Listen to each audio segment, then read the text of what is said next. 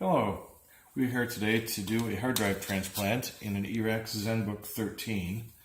This one comes with an SSD, or it comes with a regular hard drive, 500 gigs, and we're replacing it with the 1 terabyte SSD.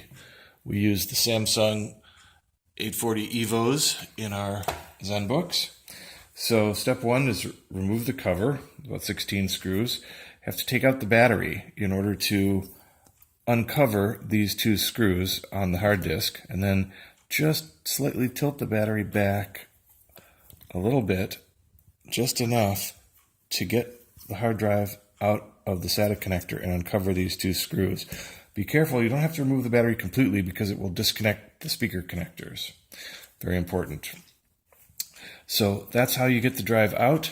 Now we will change these brackets over to the SSD and install the SSD